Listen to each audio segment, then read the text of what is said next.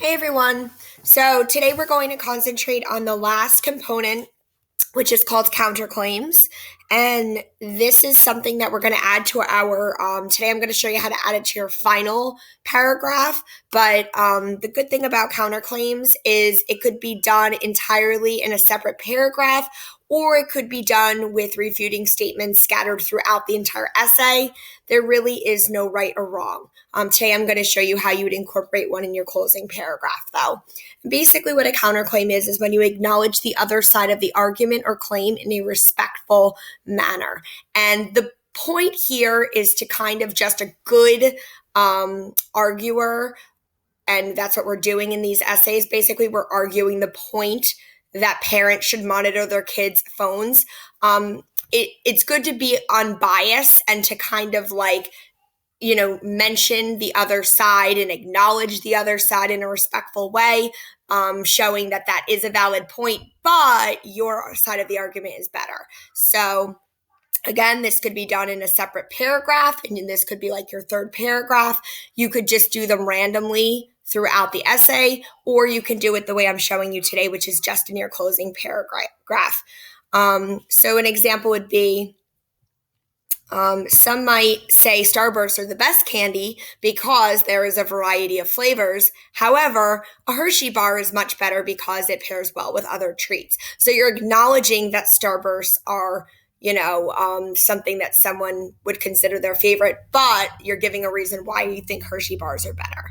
So you always want to use one of these lead-in phrases and verbs. So you would say either some people or others, and then you would use a verb like argue or claim or believe or think, and then you state the other side of the argument. So others argue breeding standards should not change because a bulldog will no longer look like a bulldog and will no longer be as cute.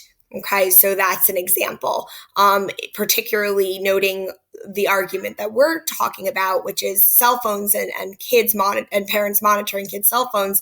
An example could be, some people argue that parents need to learn to trust their kids, which is what you guys all would say, right?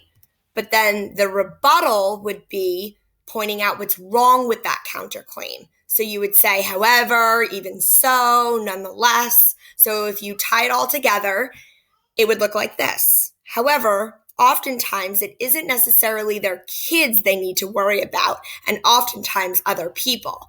Note how I use the colon and then the quotation marks, and then you use a piece of evidence from the text.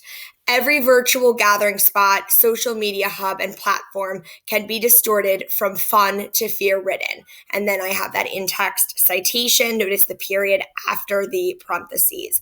So that is how you would kind of insert that counterclaim within your closing paragraph. So, you would use your transition word in conclusion, and then you would again, you want to acknowledge the other side of the argument or do at least one counterclaim. So you can use, again, some people or others. Use your verb, argue, claim, believe, or think. Then you mention the other side, so whatever the argument is. So our argument is that parents should monitor their kids' phones. But of course, again, you guys would say, that's ridiculous. Parents need to learn to trust their kids. So you want to acknowledge that side of it, but then you want to kind of shut them down with your mic drop, as I would say. And you would argue the point that, yes, they need to trust their kids, but oftentimes it isn't necessarily their kids that they need to worry about, and it's oftentimes other people. And then we use a quote from the text. Every virtual gathering spot, social media hub, and platform can be distorted from fun to fear-ridden. Okay, and then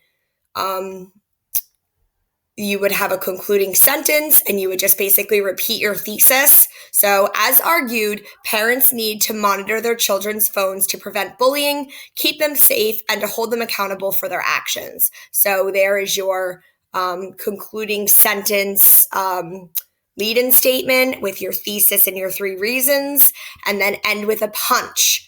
So I've provided some examples of ways that you can end your essay. You can ask a question where you leave the reader something to think about. After all, don't you believe that parents should have the opportunity to do everything in their power to keep their kids safe? Or what about an effect?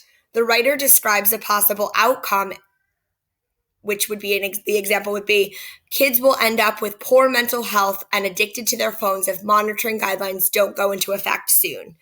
And the last one I'm going to leave you with is repetition. This is when the writer repeats themselves to make a point and to emphasize.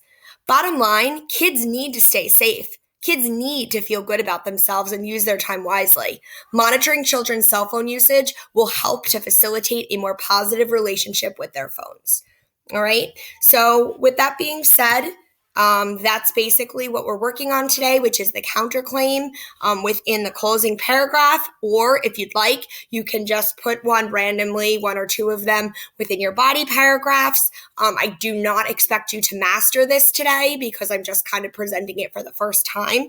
However, definitely want to see at least one counterclaim in your essays. Try to do two if you could. This is one of the components I'll be looking for when I grade your essays. Okay, so definitely we'll be looking for at least one counterclaim. All right. Hope you guys, do well with this. If you have any questions, please give me a shout out. Have a great day, guys.